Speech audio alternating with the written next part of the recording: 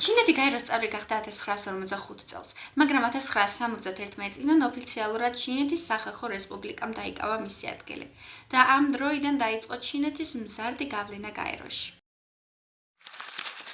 ჩინეთის როლი მსოფლიოში. ჩინეთი ეკონომიკური ლიდერია. ასევე არის გამსახურებელიც და ინვესტორიც. იგი ყოველთვის აფინანსებს ინფრასტრუქტურულ პროექტებს.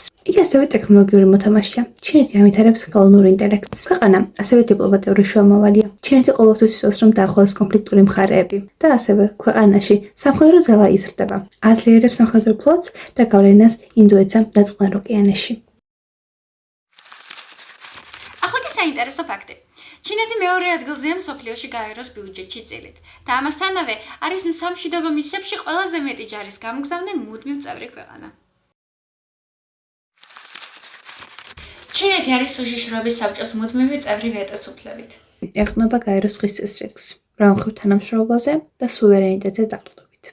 იგი ამყარებს გავლენას განვითარებად ქვეყნებში ჰუმანიტარული და ეკონომიკური პროექტებით.